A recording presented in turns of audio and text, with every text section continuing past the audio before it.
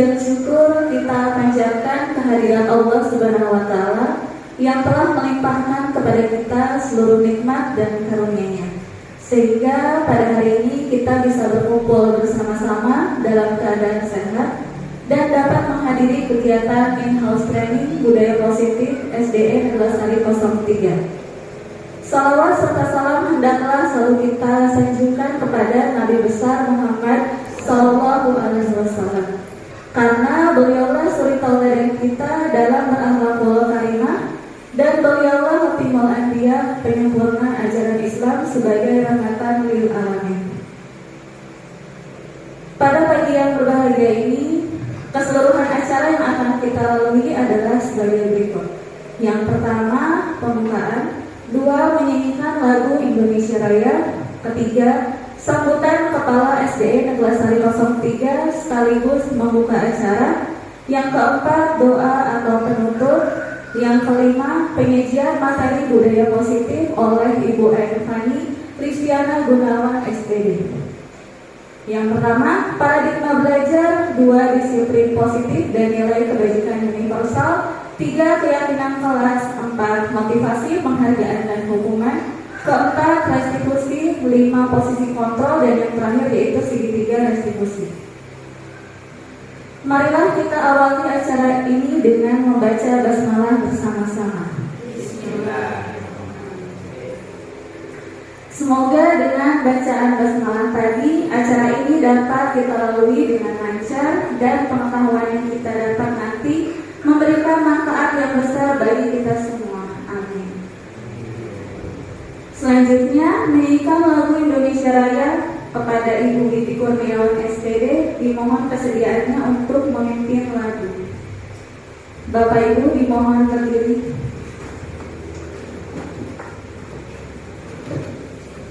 Menyanyikan lagu kebangsaan Indonesia Raya Kepulauan 4. Acara selanjutnya adalah sambutan dari Kepala SDN Negeri Sari 03 kepada Bapak Abdul Muthalib SPD. Dipersilakan.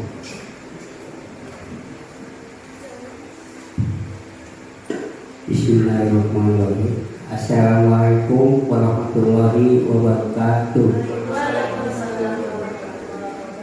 Yang terhormat Dewan Guru SDN Negeri Sari 03, yang pada hari ini alhamdulillah berkat rahmat Allah Subhanahu wa Ta'ala dan dengan izin serta nikmatnya, alhamdulillah kita pada hari ini dapat melaksanakan in-house training dalam rangka program kegiatan CGP, yaitu calon guru penggerak.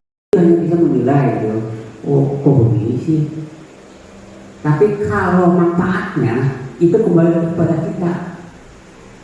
Makanya kemarin saya pernah posting di WA rahasia kebaikan. Nah itu saya dapat dari tidak sengaja dia pembuka WA dari yayasan yang religius ya, dikatakan bagus amat tuh. Maka saya posting lagi.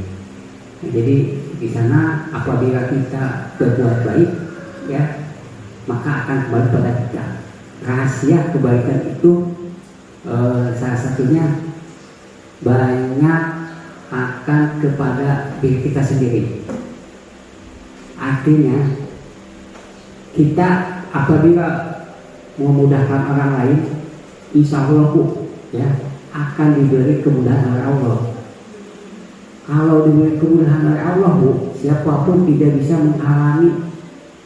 Ya, kadang-kadang kita punya keyakinan karena kita selalu memudahkan orang lain, selalu berbuat orang lain. Pas nanti suatu saat kita kena masalah, kita hanya berserah diri kepada Allah dengan yakin pasti mudah dapat mengatasi. Ya, ini terbukti ya.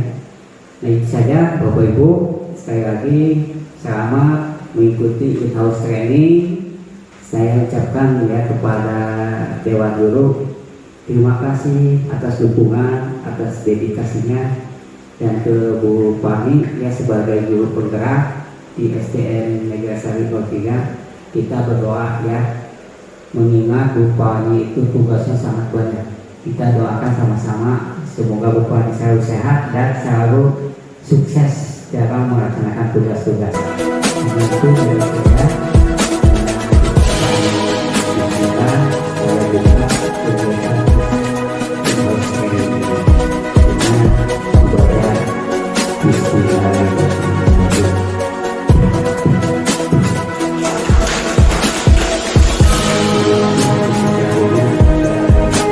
Silakan kepada pembawa acara.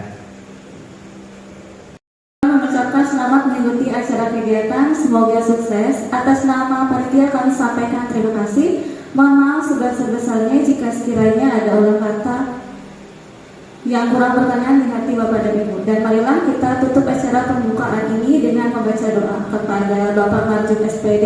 Dimohon keikhlasannya untuk memimpin doa. Terima kasih. Bila taufiq wal hidayah. Wassalamualaikum warahmatullahi wabarakatuh.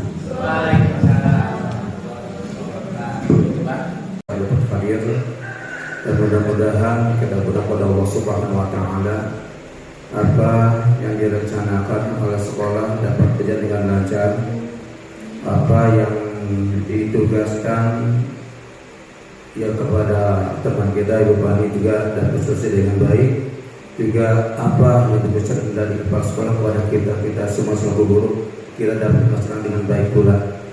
Dan untuk itu supaya acara ini berjalan lancar, maka sebaiknya kita awali kegiatan ini dengan berdoa. Untuk itu, mari kita berdoa untuk kita semuanya, wabil khusus kepada Ibu Pani dalam hal ini sebagai narasumber. Diberkati umur Quran Al-Fatihah. A'udzubillahi minasyaitonir rajim. Bismillahirrahmanirrahim. Alhamdulillahirabbil alamin. Arrahmanir rahim. Maliki yaumiddin. Iyyaka na'budu wa iyyaka nasta'in. Shiratal mustaqim. Shiratal ladzina an'amta 'alaihim ghairil maghdubi 'alaihim waladdallin. Ya Zal Jalali wal Ikram. Allahumma shalli wa sallim ala sayyidina wa habibina wa syafi'ina wa maulana Muhammad wa sallim wa baraka wa ta'ala min sadatina ashabi wa rasulih ajmain. Amin. Bismillahirrahmanirrahim. Alhamdulillahi rabbil alamin. Hamdan syakirin hamdan na'imin hamdan yuwaffihi ni'amahu wa yukaffi mazida. Ya Rabbana lakal hamdu kama yanbaghi. Allahumma shalli ala sayyidina Muhammad wa ala sayyidina Muhammad. Ya Allah, Ya Rahman, Ya Rahim. Bila kami kelancaran dalam usaha kami dalam mewujudkan budaya sekolah yang bersih, mudah-mudahan dengan hal ini yang berizin ya Allah, kami semua ambil kekuatan untuk melaksanakan kegiatan tersebut. Ya Allah, Ya Rahman, Ya Rahim, berilah kelancaran kepada Bapak Kepala Sekolah atas urusan-urusannya. Berilah kelancaran kepada teman kita Ibu Pani dalam melaksanakan tugasnya, dan berilah kelancaran kepada kami selaku guru dalam menghadapi anak didik kami.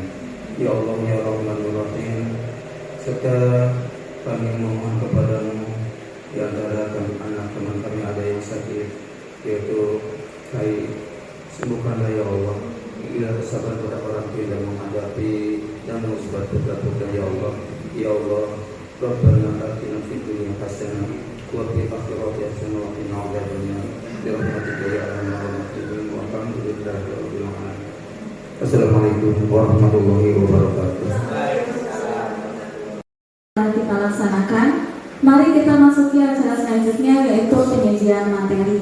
Ada 6 materi yang akan disampaikan pada kegiatan hari ini, yakni yang pertama paradigma belajar, kedua disiplin positif dan nilai kebajikan universal, ketiga keyakinan toleransi, yang keempat motivasi, penghargaan dan hukuman, yang kelima restitusi, 5 posisi kontrol, dan yang terakhir yaitu segitiga restitusi. Meskipun materi pada kegiatan kita hari ini begitu padat, kami harapkan Ibu dan Bapak semua tetap semangat dan semoga ilmu yang kita peroleh hari ini dapat bermanfaat bagi kita semua. Amin, amin, ya rabbal alamin. Baiklah Bapak dan Ibu sekalian, kita memasuki penyajian materi. Untuk itu kepada Ibu M. Fani Listiani Gunawan, SPD, kami persilahkan. Warahmatullahi wabarakatuh.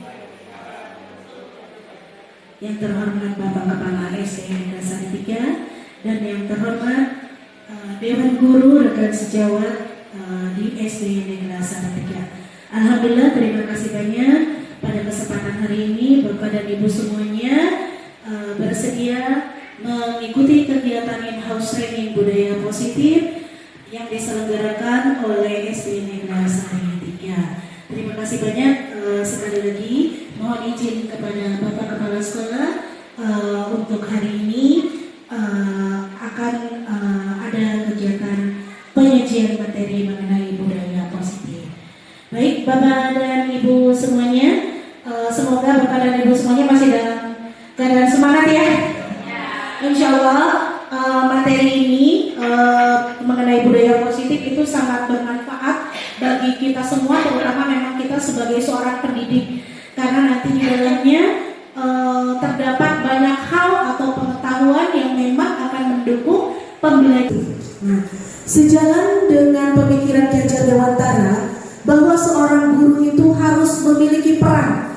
Perannya itu bukan hanya mengajar, tapi peran kita adalah sebagai penuntun, sebagai pamong, sebagai among, bahwa seorang peserta didik itu adalah suatu insan yang memang harus kita tuntun, yang dimana mereka itu memiliki kodrat alam dan kodrat zaman.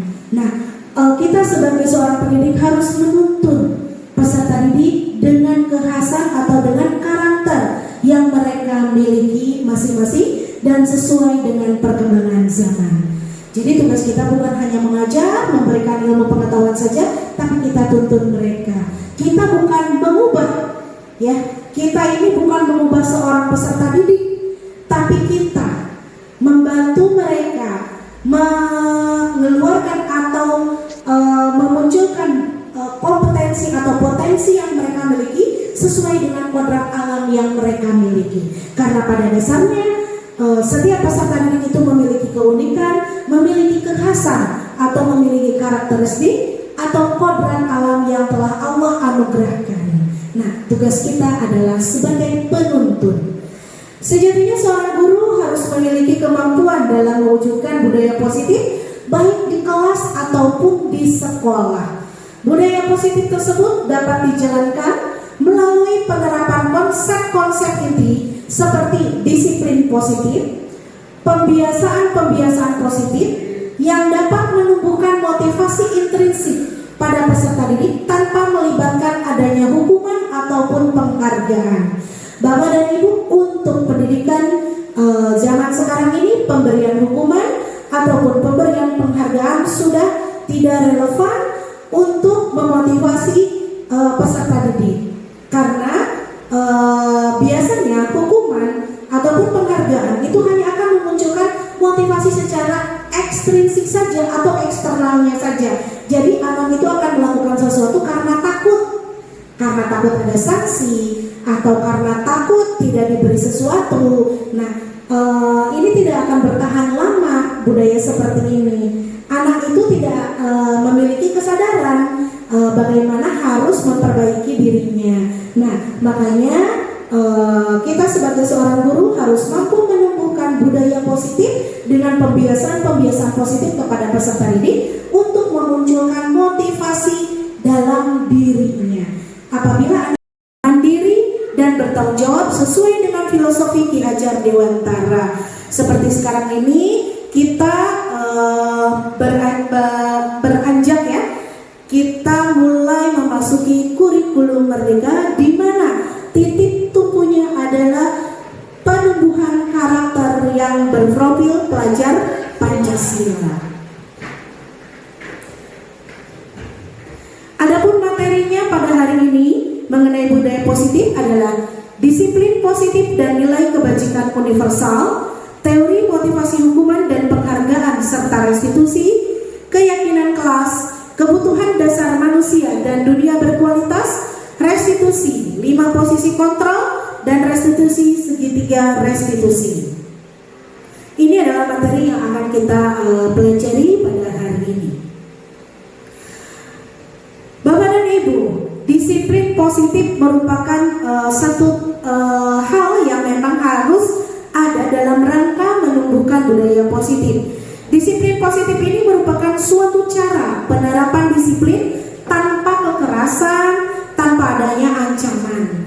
Dalam penerapan disiplin positif ini, anak diajarkan untuk memahami konsekuensi dari perilaku mereka. Jadi ketika anak berbuat sesuatu, mereka tahu apa baik dan buruknya terhadap perbuatan yang mereka lakukan.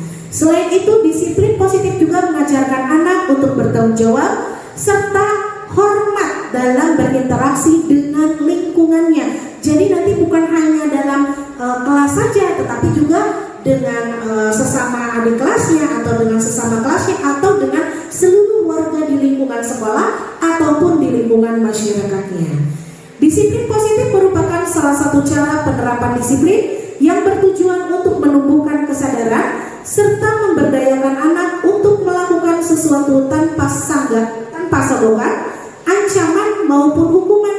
Seperti terasa ya, termasuk saya sampai sekarang ini juga belum hilang ketika menegur siswa yang memang melakukan pelanggaran, tentunya itu dengan hukuman. Ketika kita memberikan apresiasi, kita berikan sebuah pujian, kita masih melakukan hal seperti itu. Tiga, tentunya akan membutuhkan tenaga dan pikiran yang luar biasa ketika kita mengkondisikan bagaimana anak-anak tersebut menyepakati kesepakatan yang sudah disepakati bersama dan bagaimana mereka itu dalam menjalankan kesepakatan tersebut. Nah, konsisten atau tidak dalam menjalankan kesepakatan yang telah dibuat oleh peserta didik bersama dengan bapak dan ibu gurunya. Nah, ini tugas berat bagi kita semua. Kemudian disiplin positif juga membutuhkan rutinitas dalam bentuk jadwal, kebiasaan baik yang ditumbuhkan serta teladan-teladan baik yang diberikan oleh orang tua ataupun juga oleh guru. Jadi kita melakukan pembiasaan-pembiasaan seperti halnya tadi yang dikemukakan oleh Bapak Kepala Sekolah, bahwa kita bukan hanya menyuruh tapi juga kita memberikan teladan. Kita contohkan bagaimana pembiasaan-pembiasaan tersebut sehingga peserta didik juga mengikuti. Oh iya, Bapak dan Ibu guru juga melakukan. Nah, seperti itu. Jadi kita memberikan teladan sesuai dengan pemikiran yang dikemukakan oleh Ki Hajar Dewantara, bahwa kita sebagai seorang guru harus memberikan teladan. Misalnya ketika anak tidak bisa, kita coba dengan membuat kesepakatan kelas bersama dengan ibu gurunya gitu, atau dengan bapak guru. Nah, pemikiran Ki Hajar Dewantara ini sejalan dengan pandangan Diana Gosen dalam bukunya Restructuring School Discipline 2001. Diana mengatakan bahwa arti kata disiplin berasal dari bahasa Latin, yakni disciplina, yang artinya belajar. Kata disiplin juga belajar dan berasal dari akar kata yang sama dengan disciple atau murid atau pengikut. Nah, untuk menjadi seorang murid atau pengikut, seseorang harus paham betul alasan mengapa mereka mengikuti suatu aliran atau ajaran tertentu, sehingga motivasi yang terbangun adalah motivasi intrinsik bukan ekstrinsik. Jadi ketika kita ingin menumbuhkan budaya positif kepada peserta didik dengan disiplin positif, tentunya kita harus memberikan pemahaman kepada mereka apa tujuannya dan mengapa dilakukan, agar anak tersebut dengan perlahan akan muncul motivasi intrinsiknya. Jadi bukan karena ekstrinsik itu karena hukuman ataupun karena pujian. Jawab terhadap apa yang dilakukannya karena mereka mendasarkan tindakan mereka pada nilai-nilai kebajikan universal. Jadi ketika seseorang melakukan disiplin atau muncul kesadaran untuk berdisiplin, tentunya di sini tindakan mereka itu sudah dilandasi oleh nilai-nilai kebijakan universal. Apa saja nilai-nilai kebajikan universal tersebut? Nah, nilai-nilai kebajikan ini adalah sifat positif pada manusia yang merupakan tujuan mulia yang ingin dicapai oleh setiap individu. Jadi ada sifat-sifat yang positif, itu adalah nilai-nilai kebajikan. Dr. William Glasser pada teori kontrol menyatakan bahwa setiap perbuatan memiliki suatu tujuan.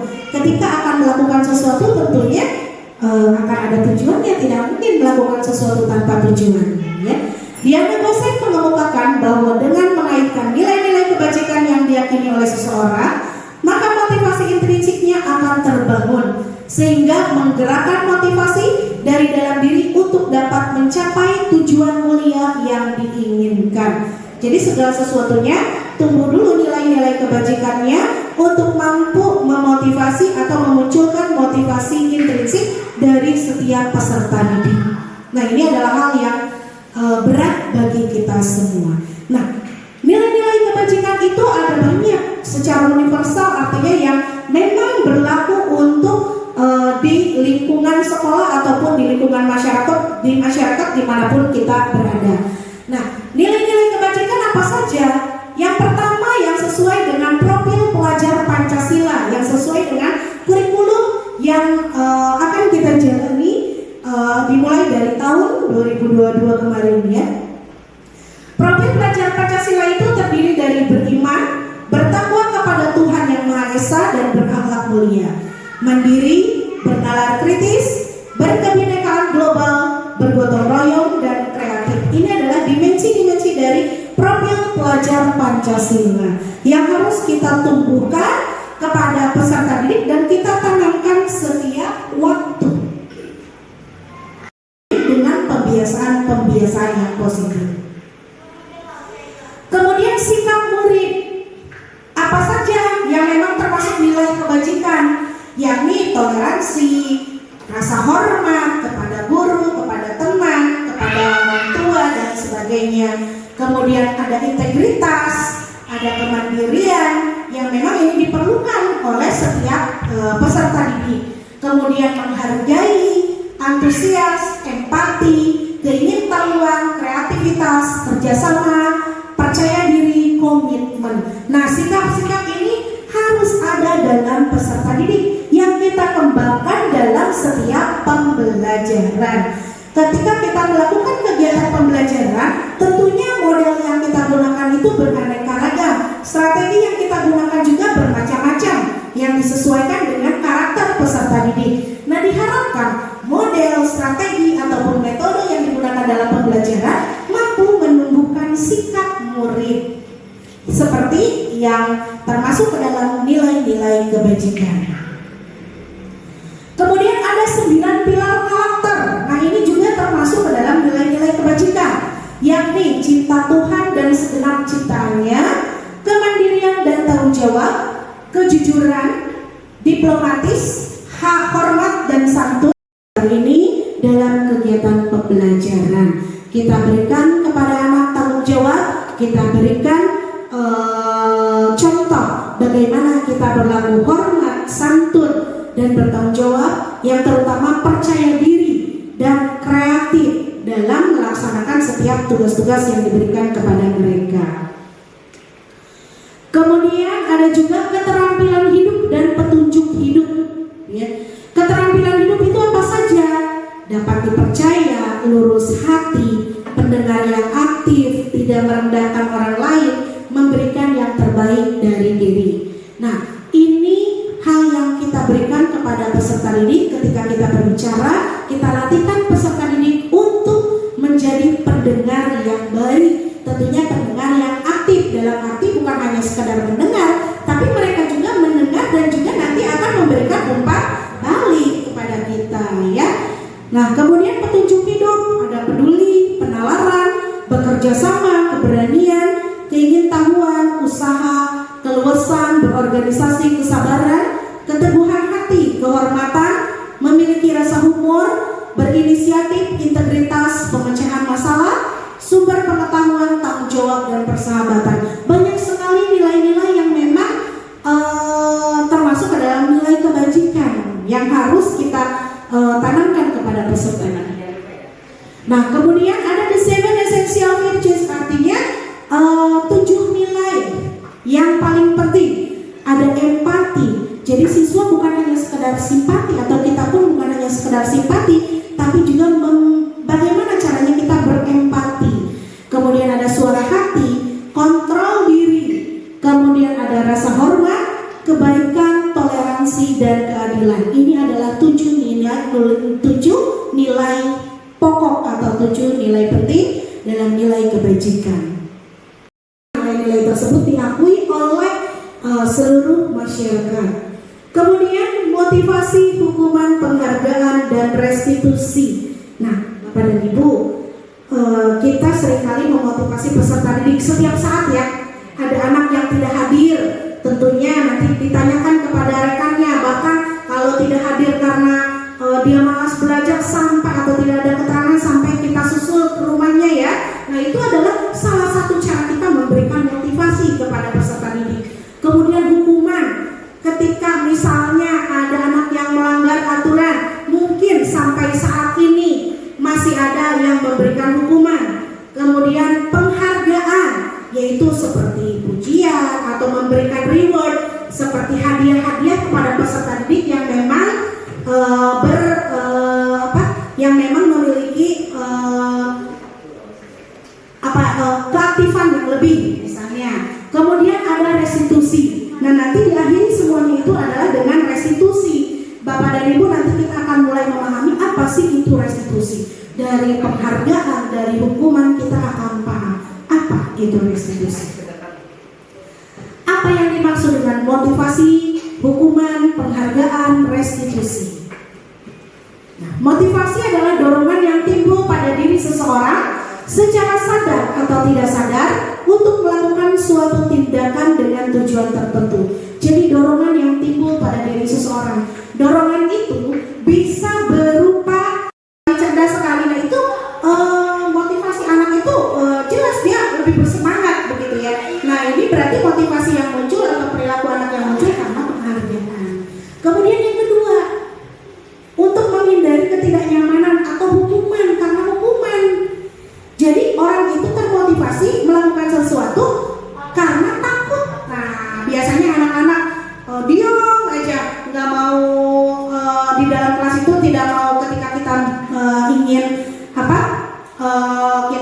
beradu pendapat dengan anak-anak, misalnya berdiskusi, tapi anak-anak itu merasa takut gitu, diam ya, karena apa? Takut salah bicara, takut dihukum gitu kalau salah bicara. Nah, atau misalnya anak-anak ketika misalnya akan melakukan upacara, semuanya pada upacara berbaris, bukan karena memang kesadaran, tapi apa? Kalau misalnya tidak ikut upacara takut dihukum sama gurunya. Nah, ini karena hukuman, berarti perilaku peserta didik tersebut. Kemudian yang ketiga, untuk menjadi orang yang mereka inginkan dan menghargai diri sendiri dengan nilai-nilai yang mereka percaya. Yang ketiga itu betul-betul motivasi itu karena memang mereka sadar gitu, mereka ingin dihargai dan mereka juga mempercayai nilai-nilai kebajikan. Nah, kira-kira kita termasuk nomor 1, 2, atau 3 ya? Atau anak-anak itu termasuk nomor 1, nomor 2, apa nomor 3 ya motivasinya itu? Nah, ini yang harus kita pikirkan. Sampai saat ini anak tersebut mematuhi peraturan yang ada di kelas ataupun di sekolah itu karena apa? Penghargaan ini memiliki pengaruh jangka pendek, Bapak dan Ibu. Ternyata penghargaan itu tidak selamanya berbuah baik, ya, tidak selamanya. Kenapa? Karena satu, memiliki pengaruh jangka pendek, ya. Dalam arti pada saat penghargaan itu saja, ketika memang berpengaruh jangka panjang, berarti dia sudah mulai memunculkan motivasi dari dalam diri. Tapi kebanyakan itu di dalam jangka pendek, hanya pada saat itu gitu. Kemudian penghargaan tidak efektif lagi, ya karena anak itu lebih banyak termotivasi dari luar bukan dari dalam. Kemudian bisa merusak hubungan. Seperti apa? Misalnya ada si A, ada si B. Si A dia lebih unggul dibanding si B. Kita memberikan pujian kepada anak tersebut. Kamu sangat bagus sekali, kamu pintar sekali, kamu cerdas, kamu unggul daripada yang lain. Misalnya, kamu memiliki potensi yang luar biasa. Nah, bagaimana dengan si B? Nah, si B itu akan memiliki kecenderungan apa? Ada rasa cemburu sosial terhadap si A. Ini bisa merusak hubungan antara siapa? si A dan si B, ataupun antara si B dengan gurunya. Itu bisa merusak. Ada pikiran negatif terhadap gurunya. Nah, ini bisa berbahaya. Kemudian mengurangi ketepatan, ya, tidak akurat. Kalau misalnya penghargaan itu tidak ketika memang itu muncul dari luar, kita melakukan sesuatu karena penghargaan, tentunya sesuatu yang kita lakukan itu bukan karena diri kita, tapi karena penghargaan tersebut. Kemudian menurunkan kualitas, karena kita melakukan sesuatu karena ingin imbalan, gitu ya. Mematikan kreativitas, ya, penghargaan itu. Jadi tidak memberikan motivasi untuk berkreativitas. Penghargaan itu sifatnya menghukum juga, ya. Sifatnya menghukum maksudnya bagaimana? Ketika anak tersebut diberikan penghargaan, maka tentunya dia akan berpikir, saya akan terus menjalankan ini. Kalau saya tidak menjalankan ini, saya tidak akan kena pujian, saya tidak akan mendapatkan pujian lagi, saya tidak akan mendapatkan apa-apa lagi.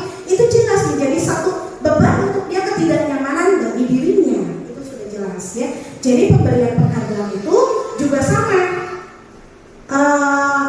Ada yang baik dan ada yang kurang baik. Kalau kita terus-terusan melakukan atau memberikan penghargaan kepada peserta didik, lama-lama anak akan tergantung kepada kita, ya. Hukuman, konsekuensi, dan restitusi. Nah, apa perbedaannya antara hukuman, konsekuensi, dan restitusi? Hukuman adalah cara untuk melakukan pengarahan agar tingkah laku bisanya. Nah, ini restitusi itu adalah hal yang memang relevan yang kita lakukan di pendidikan saat ini. Jadi bagaimana ketika kita menyikapi pelanggaran-pelanggaran yang dilakukan oleh peserta didik dengan menggunakan restitusi, bukan menggunakan hukuman atau juga bukan menggunakan penghargaan, tapi kita gunakan restitusi. Bagaimana kita menciptakan kondisi bagi murid supaya mereka bisa memperbaiki diri mereka, menyadari kesalahannya dan tidak mengulanginya, dan memulihkan kondisi mereka sehingga mereka bisa kembali pada kelompoknya seperti biasanya. Nah, ini tugas kita saat ini dalam pendidikan. Jadi hukuman dan penghargaan sudah tidak relevan lagi, Bapak dan Ibu. Ini nanti dibagikan ya apa itu perbedaan hukuman, konsekuensi, dan restitusi. Dimana kalau hukuman itu adalah sesuatu hal yang memang menyakitkan, ya. Di sini menyebabkan identitas seseorang itu menjadi gagal, bukan memberikan identitas seseorang itu menjadi sukses, tapi menjadi gagal dalam arti anak itu down, ya, anak itu kecewa, gitu. Nah, kalau hukuman itu menyakitkan. Kalau konsekuensi dia menyakitkan, tapi dia berdasarkan kesepakatan, karena di awal sudah diketahui ketika melakukan A maka apa konsekuensinya. Nah, ini masih memunculkan identitas yang sukses, tidak gagal, masih bisa menumbuhkan disiplin positifnya. Kemudian kalau restitusi ini tidak menyebabkan menyakitkan anak, kita memberikan kenyamanan yang memang betul-betul nyaman bagi anak. Jadi walaupun anak tersebut melanggar aturan atau melanggar kesepakatan kelas, kata tertib, nah, bagaimana kita menciptakan kondisi anak tersebut merasa nyaman, tetapi anak tersebut mampu menyadari kesalahannya dan mau memperbaikinya, serta memiliki pandangan ke depannya saya harus bagaimana. Nah, ini dengan restitusi. Berbeda dengan hukuman. Kalau hukuman posisinya satu tidak nyaman karena menyakitkan bagi anak. Anak akan kecewa, anak akan down atau akan ibarat kata dia sedih, ya, terluka, gitu ya. Nah, dengan hukuman anak tersebut bukan menyadari kesalahannya, tapi dia akan mematuhi aturan karena dia takut. Dia menjalankan keyakinan kelas atau apa yang disepakati di dalam kelas. Nah, ketika kita akan memulai pembelajaran, satu hal supaya kita bisa menanamkan budaya positif kepada anak didik kita, kepada peserta didik, yaitu dengan membuat keyakinan kelas.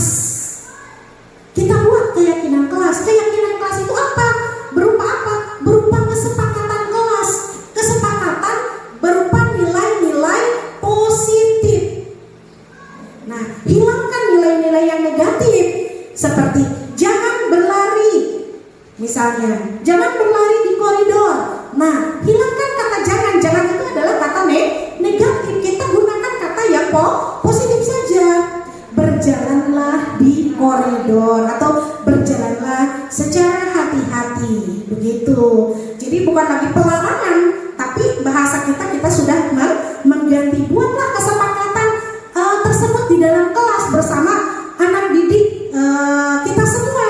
Kemudian kesepakatan kelas itu kita simpan, kita pajang di kelas. Jadi ketika suatu saat ada yang melanggar keyakinan kelas atau kesepakatan kelas, anak tersebut sudah memahami. Seperti yang di sana ada contoh satu kesepakatan kelas yang telah dibuat oleh kelas 6. Nah seperti itu. Nah jadi nanti anak itu akan tahu, oh iya kan dulu pernah membuat kesepakatan bahwa kalau belajar harus memperhatikan, kalau belajar harus aktif, harus berani berbicara. Itu adalah satu bentuk keyakinan kelas, begitu. Kemudian kalau belajar harus mendengarkan, memperhatikan bapak dan ibu gurunya, harus menghargai temannya, harus menghormati temannya, harus saling tolong menolong. Nah, itu adalah salah satu bentuk satu kesepakatan yang telah disepakati oleh peserta didik dan juga oleh guru. Nah nanti karena kesepakatan ini muncul dari anak, tentunya anak itu akan melakukan apa yang sudah dia ucapkan. Nah demikian. Nah mengapa harus keyakinan kelas?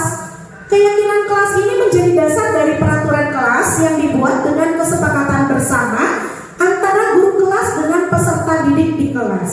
Keyakinan kelas ini dibuat berdasarkan kesepakatan kelas yang diyakini bersama dapat menanamkan nilai-nilai positif pada peserta didik, maka pelanggaran atas kesepakatan kelas akan tetap memberikan konsekuensi yang juga disepakati bersama. Nah nanti anak tersebut akan menyadari, kamu meyakini tidak kalau kamu harus menghormati teman? Iya meyakini. Nah kenapa misalnya tadi melakukan hal demikian? Kita bisa bertanya kembali kepada anak. Dari situ akan mulai muncul kesadaran anak tersebut. Ini termasuk ke dalam tahapan restitusi nanti. Pembentukan keyakinan kelas. Keyakinan kelas bersifat lebih abstrak daripada peraturan yang lebih rinci dan konkret. Kalau peraturan itu jelas ya. 1 apa sanksinya apa, 2 apa sanksinya apa, 3 apa sanksinya apa ketika melanggar. Tapi kalau kesepakatan kelas tidak. Kesepakatan kelas yuk sama-sama kita sepakati, kita mau belajar, tapi kita mau bagaimana nih? Nah itu kesepakatan kelas. Jadi bisa kita buat pada setiap pembelajaran sesuai dengan materinya. Kemudian keyakinan kelas berupa pernyataan universal yang artinya global, saling menghormati, saling membantu, saling tolong menolong yang memang diakui oleh orang banyak. Kemudian keyakinan kelas hendaknya tidak terlalu banyak sehingga mudah diingat dan dipahami oleh semua warga kelas. Jangan banyak-banyak, cukup 5, 6, 7 karena kesepakatan pada hari itu saja, begitu. Semua warga kelas hendaknya ikut berkontribusi dalam pembuatan keyakinan kelas lewat kegiatan curah pendapat. Nah, jadi anak-anak itu diminta pendapatnya. Ayo, kita mau sepakat mau apa? Nah, seperti itu. Jadi bukan kita yang membuat, tapi anak-anak bersedia meninjau kembali keyakinan kelas dari waktu ke waktu. Nah, pada esok harinya masih relevan atau tidak nih keyakinan kelas yang kita buat? Kalau misalnya harus ada yang dirubah, ada yang ditambah, kita sama-sama buat lagi seperti itu. Ini akan menarik kalau pembelajaran kita seperti ini bersama dengan anak-anak, apalagi kalau anak menurut Abraham Maslow, seorang psikolog dan teoretikus Amerika Serikat, bahwa alasan terbentuknya motivasi pada diri seorang individu untuk melakukan semua kegiatan dalam usaha memenuhi kebutuhan mereka itu. Saya sebagai apa nih untuk sampai saat ini? Karena inilah yang nantinya akan berpengaruh terhadap cara penanaman disiplin positif kepada peserta didik. Nah, 5 posisi kontrol. 1 sebagai penghukum, 2 sebagai pembuat merasa bersalah, 3 sebagai teman, 4 sebagai pemantau, 5 sebagai manajer. Nah, kira-kira kita ada di mana ya? Yang mana ya kita ya? Nah, apakah sebagai penghukum? Apakah sebagai pembuat merasa bersalah? Ataukah sebagai teman? Ataukah sebagai pemantau saja? Atau sebagai manajer? Kita lihat satu persatu. Nanti, kalau saya ada di sini nih, ya. Nah, sebagai penghukum, penghukum adalah seorang penghukum itu bisa menggunakan hukuman fisik maupun verbal. Jadi bisa ketika hukuman itu misalnya nulis, hukumannya nyapu, misalnya membersihkan, itu adalah hukuman fisik. Lari misalnya, itu adalah hukuman fisik. Hukuman verbal dengan kata-kata. Ya, kamu tuh bodoh, sewa segala macam, segala diucapin. Yang apa yang negatif kepada anak, ini adalah hukuman, ya. Ataupun misalnya hukuman itu, kamu itu adalah anak yang tidak tahu diri, aduh, sampai seperti itu, ya. Itu adalah bentuk ibaratnya hukuman fisik, hukuman secara verbal. Nah, yang biasa dilakukan sebagai penghukum biasanya 1, menghardik, 2, menunjuk-nunjuk, menyakiti atau menyindir. Nah, dampaknya pada peserta didik dari seorang penghukum itu adalah perilaku kontrol yang negatif. Jadi peserta didik akan mengulangi kesalahan berulang-ulang kali, bahkan perilakunya menjadi agresif, artinya menjadi pembangkang. Kemudian pembuat merasa bersalah yang seperti apa? Nah, pembuat merasa bersalah biasanya guru akan bersuara lebih lembut, ya.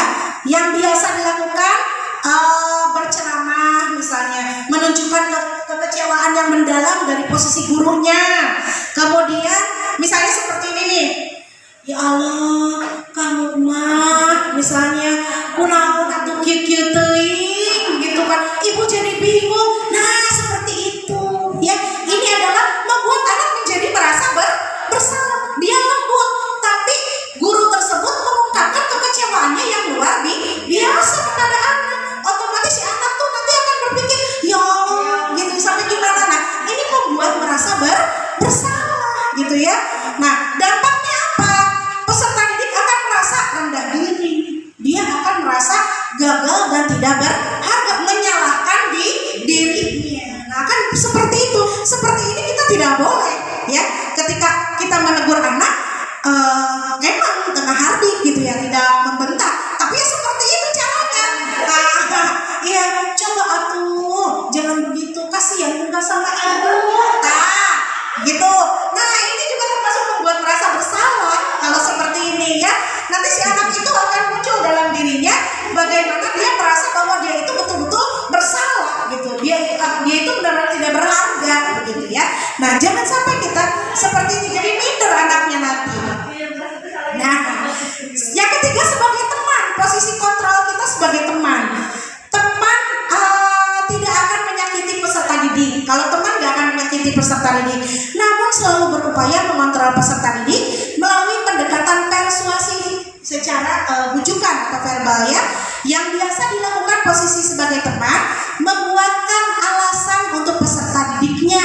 Contoh, aku mana sebagai teman, misalnya ada anak didik yang telat datangnya, atau misalnya ada anak yang tidak yang diharuskan membersihkan sampah, tugasnya piket. Misalnya kita ya sudah, tidak apa-apa, tidak usah dikerjakan, nanti biar ibu yang bicara. Nah, gitu, ya.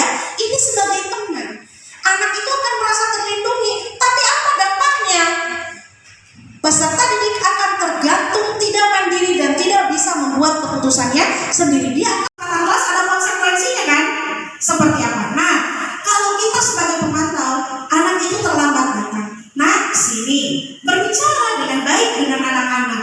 Tapi, nah di sini ketika anak tersebut melakukan pelanggaran, nah kamu tahu apa yang kamu lakukan, tidak menghardik, nadanya biasa saja, nadanya datar. Kita menegurnya, tahu apa konsekuensinya? Iya tahu. Apa? Lari 10 keliling. Lari anaknya 10 keliling. Nah, jadi anak itu melakukan satu konsekuensi. Nah, jadi tipe pemantau ini, guru ini hanya berbicara saja, berbicara dan dengan data, ekspresinya tidak sampai meledak-ledak seperti pada penghukum, tidak, tapi sesuai dengan kesepakatan dan konsekuensi yang telah disepakati bersama. Ya, dampaknya apa? Ini yang terjadi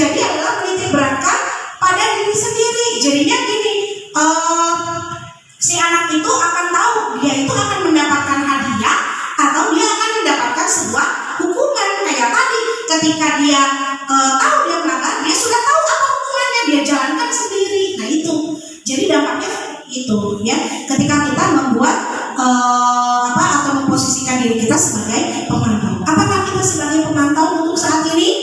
Nah, bisa dibandingkan nanti dengan yang terakhir. Ada pertanyaan, kenapa begini? Ada apa? Kita telusuri, kemudian kamu menyadari apakah kamu setelah melakukan kesalahan? Nah, kita bertanya demikian. Lalu apa langkahmu untuk memperbaikinya? Apakah kamu akan memperbaikinya? Nah, apa langkahnya? Terus ke depannya kamu akan bagaimana? Nah, ini adalah langkah-langkah guru sebagai manajer. Tanpa ada hukuman, tanpa ada ancaman, tapi dengan bentuk pertanyaan yang memang termasuk ke dalam langkah-langkah restitusi. Karena peran kita sebagai manajer, ini berarti guru tersebut mampu menyelesaikan permasalahan peserta didik menggunakan restitusi, bukan menggunakan hukuman, bukan menggunakan penghargaan. Ya.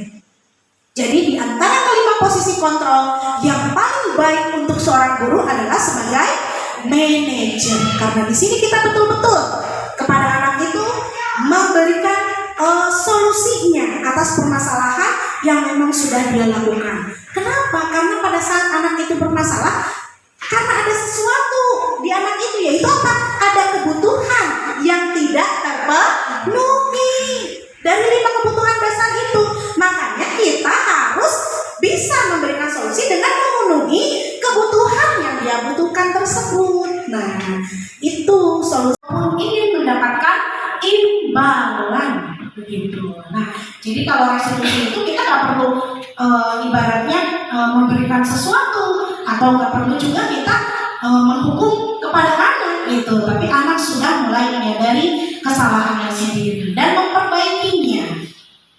Nah, ini adalah segitiga restitusi. Dikatakan segitiga karena ada 3 tindakan. Yang pertama adalah yang paling bawah yang menjadi dasar, ini adalah menstabilkan identitas. Bahwa ketika kita melakukan langkah-langkah restitusi, yang wajib kita lakukan adalah membuat identitas siswa menjadi sukses, bukannya gagal. Kalau gagal itu anak berarti kecewa, tersakiti, itu gagal. Nah, kita harus membuat anak tersebut sukses identitasnya. Di sini menstabilkan identitas. Nanti langkah-langkahnya seperti apa kita pelajari satu persatu. Kemudian melakukan validasi tindakan yang salah. Kita klarifikasi kepada anak apa yang sudah dia lakukan itu bagaimana.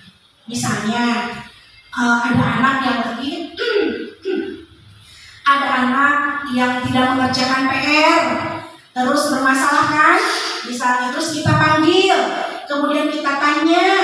Nah, anak tersebut mengaku dengan jujur. Nah, anak itu sudah bilang alasannya sejujur-jujurnya, maka kita validasi tindakan. Nah, kamu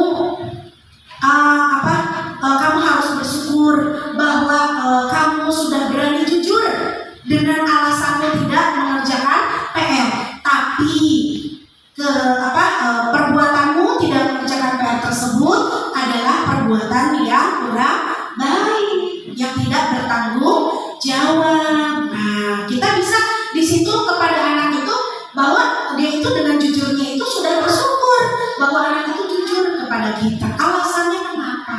Tapi tindakannya tidak mengerjakan PR adalah termasuk tindakan yang tidak baik, tindakan yang buruk. Bahkan kamu bisa melakukan hal yang lebih buruk lagi nanti ya, gitu. Kita bisa bertanya seperti itu kepada anak. Kamu bisa bolos sekolah gara-gara tidak mengerjakan PR, begitu kan ya? Nah, dari situ iya anak jadi berpikir, gitu ya. Ini adalah salah satu langkah restitusi. Kemudian menanyakan keyakinan. Yang ketiga, setelah anak itu kita bertanya mengenai kenapa anak tersebut melakukan pelanggaran. Nah, di sini kita yakinkan kembali. Kita bertanya, apakah kamu yakin? Atau termasuk keyakinan kelasnya? Nah, di sini kita yakinkan kembali. Kita bertanya, apakah kamu yakin? Atau termasuk keyakinan kelas yang mana yang kamu langgar ini? Misalnya termasuk keyakinan kelas mengerjakan tugas secara bertanggung jawab, Bu, kata dia teh. Nah,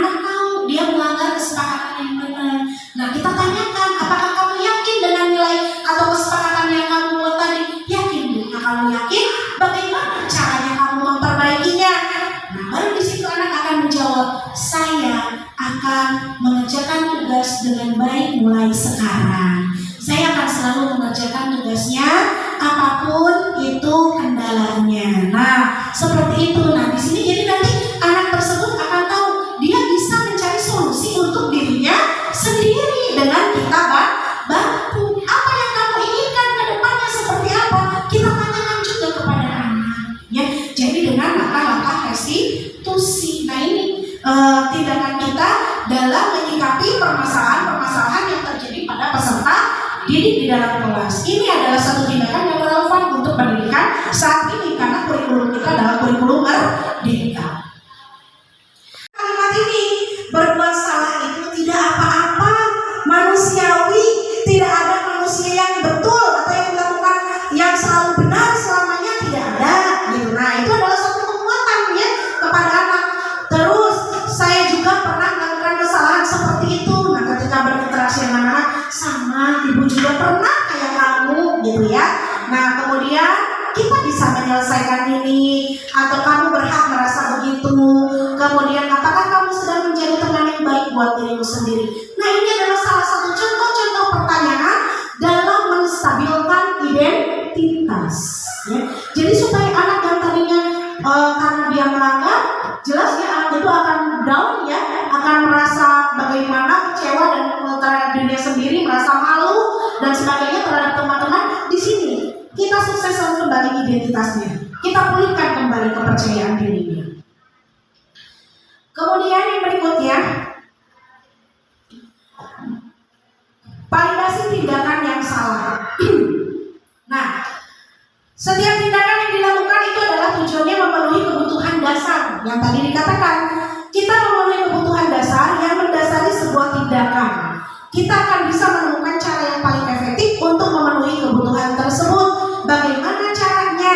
Kita bukan bertanya dengan menghakimi anak. Kenapa nanti sehingga gitu? Nah, itu ya, tidak seperti itu. Tapi seperti ini. Padahal kamu bisa melakukan hal yang lebih buruk dari ini ya. Kayak tadi tidak mengerjakan PR tapi dia tetap masuk. Dalam arti dia berani mempertanggungjawabkan. Ada hal yang lebih buruk yang bisa kamu lakukan kan? Kamu bisa saja bolos dari sekolah. Nah, kita bisa seperti ini. Nah, ini memvalidasi tindakan yang salah kepada anak. Kamu pasti punya alasan kenapa kamu melakukan hal demikian. Kemudian kamu patut bangga pada dirimu karena kamu telah melindungi sesuatu yang penting buatmu. Misalnya, kamu boleh mempertahankan sikap itu, tapi kamu harus menambahkan sikap yang baru. Kalau misalnya berantem tuh sama teman-temannya, pada ibaratnya saling meyokin atau apa sampai akhirnya berantem. Nah, ini kita bisa menggunakan kalimat-kalimat ini, ya. Nah,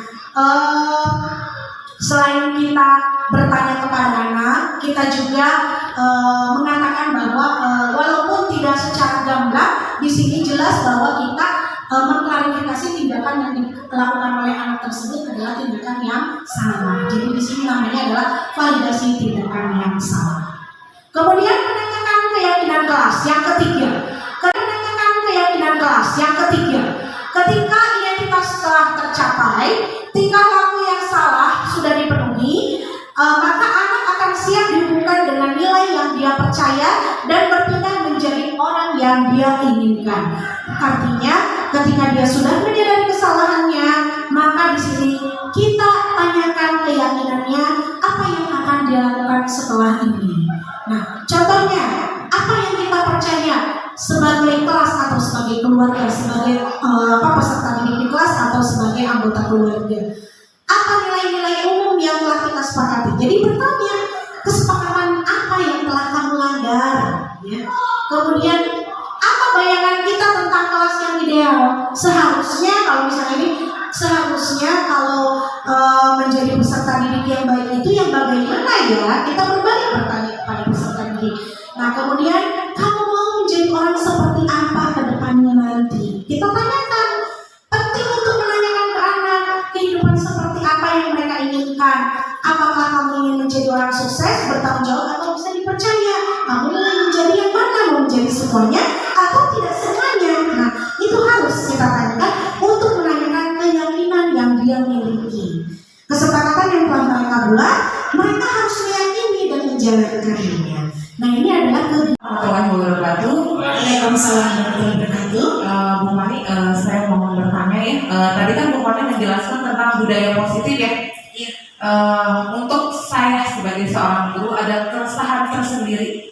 Ketika kita sebagai seorang guru sudah melakukan semaksimal mungkin ya di sekolah, kita melakukan budaya positif itu. Tapi kan di sekolah ini hanya beberapa jam ya bertemu dengan kita. Nah, di luar sana anak-anak di lingkungan rumahnya itu istilahnya apa ya, budayanya itu yang negatif, bahasanya kasar dan pokoknya sebagainya gitu ya. Mungkin keresahan saya seperti ini, apakah mungkin pembentukan karakter itu berhasil atau tidaknya ya, walaupun memang karakter itu tidak terbentuk secara langsung ya, bisa nanti hasilnya gitu ya.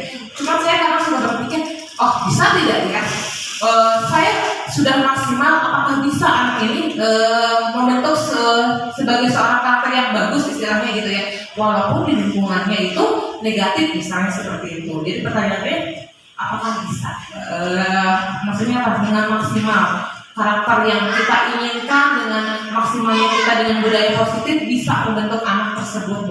Terima kasih. Assalamualaikum warahmatullahi wabarakatuh. Waalaikumsalam. Juga memiliki keresahan yang sama. Ketika memang kita berada di lingkungan anaknya yang kurang baik, kita di sini di sekolah berupaya semaksimal semampu kita, gitu ya.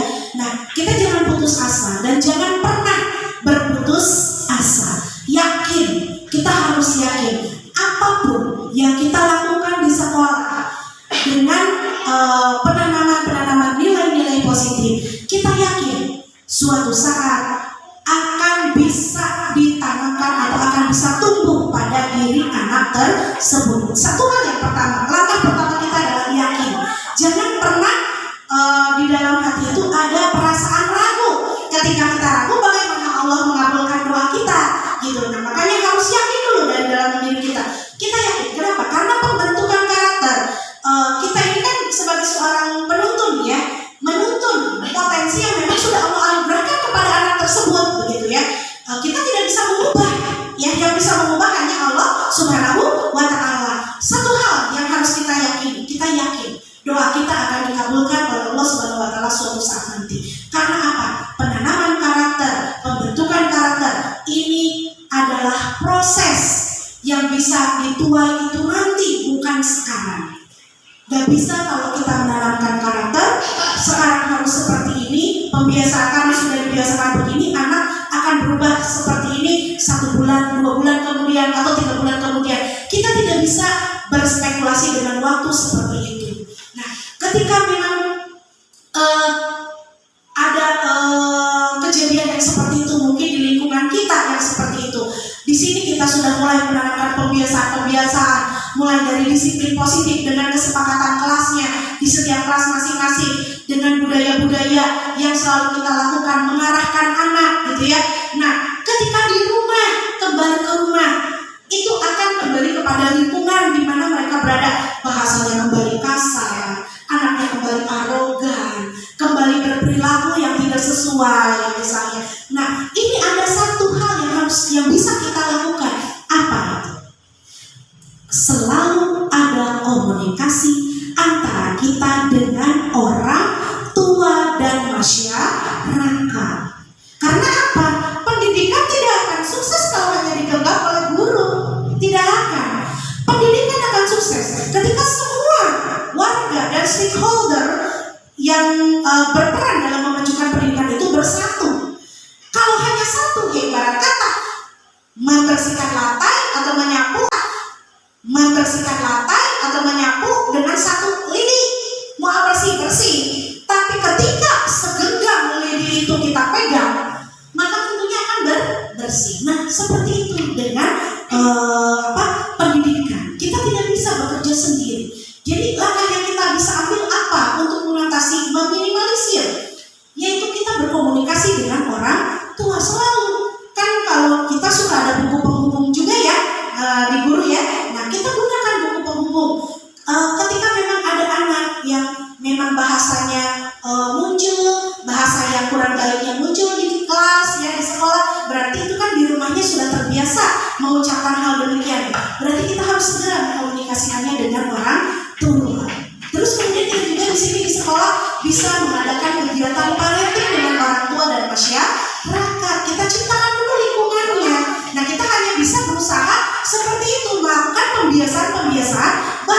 peserta didik berkolaborasi dengan orang tua dan masyarakat. Itu yang bisa kita lakukan. Kedepannya bagaimana anak tersebut, insya Allah doa kita akan diijabah, dikabulkan. Kita yakin ini akan berproses. Insya Allah anak tersebut, apa yang sudah kita tanamkan, mereka akan menuainya nanti. Gitu. Kita harus yakin, ya, jangan berputus asa. Ketika kita berputus asa, tentunya bagaimana Allah mengabulkan doa kita. Gitu. Maka jangan keresahan. Itu pasti ada, tapi kita harus mengantisipasi keresahan yang kita miliki dengan melakukan segala upaya yang bisa kita lakukan.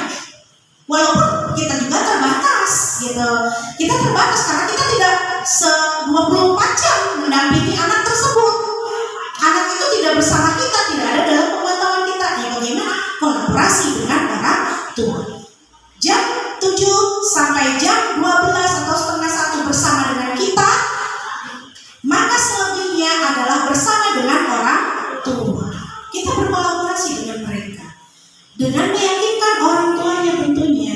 Ya, kita selalu berupaya. Jangan pernah bosan. Jangan pernah bosan meskipun kayak gitu. Jangan pernah bosan. Tugas kita, kewajiban kita, yaitu terus mengingatkan dan mengingatkan. Memberikan pembiasaan dan pembiasaan. Ketika memang ibaratnya anak tersebut masih seperti itu atau bagaimana, itu Allah yang menentukan takdirnya, Allah Subhanahu wa Ta'ala. Yang pasti kita sebagai seorang pendidik sudah melakukan upaya kita semaksimal yang kita bisa dan sesuai. Seperti itu. Mungkin begitu, Bos. Rabbil Alamin, akhirnya seluruh rangkaian kegiatan hari ini dapat kita selesaikan dengan baik. Semoga segala ilmu yang telah kita dapatkan hari ini bermanfaat bagi kita semua dan dapat kita manfaatkan. Amin.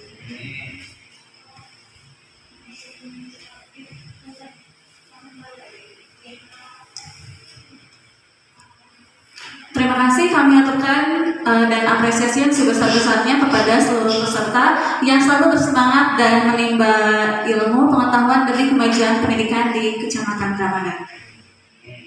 Kami mohon maaf yang sebesar-besarnya atas segala kekurangan baik dalam penyambutan ataupun pelaksanaan kegiatan pada hari ini. Tak lupa juga mohon maaf bila ada ulah kata yang kurang berkenan di hati Bapak dan Ibu semua. Sampai jumpa pada kegiatan di lain hari. Terima kasih. Billahi taufiq wal hidayah. Wassalamualaikum warahmatullahi wabarakatuh.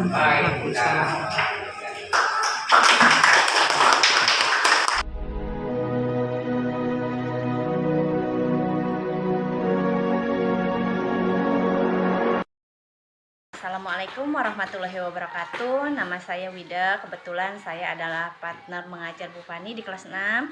Alhamdulillah hari ini saya mengikuti kegiatan INHT. Salah satu pematerinya yaitu Bu Fani. Banyak sekali pengetahuan baru yang saya dapatkan pada hari ini, yaitu mengenai budaya positif. Dan banyak sekali hal-hal yang pengetahuan yang beliau berikan kepada saya. Salah satunya tentang hukuman dan juga penghargaan, bahwa saat ini pada zaman ini ternyata hukuman dan penghargaan ini sudah tidak relevan. Kita sebagai guru bukan untuk mengatur, tapi kita belajar untuk menjadi manajer di kelas kepada peserta didik. Bagaimana caranya tidak menghakimi, tapi mengarahkan dan supaya si peserta didik bisa memperbaiki kesalahannya. Terima kasih banyak. Satu hal lagi tuh, bukan hanya pengetahuan yang hari ini saya dapatkan bukan hanya untuk peserta didik saja. Ternyata untuk anak saya sendiri, kebetulan anak saya pada saat ini yang pertama pada masa remaja. Jadi belajar mengutarakan pertanyaan-pertanyaan ke depannya dia ingin seperti apa gitu ya. Jadi belajar untuk menjadi teman ya Bu Fani ya. Selain itu, terima kasih banyak Bu Fani, sukses terus jadi motivator buat saya. Semakin baik lagi. Salam guru penggerak. Assalamualaikum warahmatullahi wabarakatuh. Nama saya Widi Kurniawan. Saya mengajar kelas 3. Apa yang disampaikan oleh Ibu Fani tadi sangat-sangat membuat saya termotivasi. Selama ini banyak mungkin tidak keliru, hanya banyak yang harus dibetulkan dari apa yang sudah tadi disampaikan oleh Ibu Fani. Akan saya terapkan di kelas, dan Saya pun juga sama memiliki anak yang beranjak remaja dan bisa saya terapkan. Dan untuk terutama di kelas banyak resolusi yang bisa diterapkan di kelas agar saya mengajar lebih baik lagi. Mungkin kedepannya apa yang Ibu Fani sampaikan bisa saya aplikasikan lagi. Dan sukses terus untuk Bu Fani, Masya Allah, luar biasa sekali, keren banget barusan. Terima kasih. Wassalamualaikum warahmatullahi wabarakatuh. Assalamualaikum warahmatullahi wabarakatuh. Alhamdulillah kita telah selesai melaksanakan PNHT, yaitu mengenai budaya sosial yang nanti tadi dibawakan oleh teman kita yaitu Ibu Fani. Alhamdulillah dengan ada kegiatan tersebut mungkin kedepannya akan kita lebih berhati-hati lagi dalam bertindak, karena di sana terlahir tadi ada hukuman ya, ada semacam apa tadi, ada 3 unsur tadi ya. Nah, untuk kedepannya juga mungkin kita doakan teman kita ini yang agresif di dalam melaksanakan dan istilahnya melibatkan dirinya dalam lebih jauh lagi di dalam ilmu pendidikan. Semoga saja acara tadi cukup baik dan terusan termotivasi kita. Mudah-mudahan aja dengan acara ini kita dari kelas 6 ya, karena saya selaku guru kelas 6 juga merasa termotivasi dengan adanya motivasi dari Ibu Fani ini. Dan mudah-mudahan Ibu Fani sukses selalu untuk kedepannya. Terima kasih. Iya.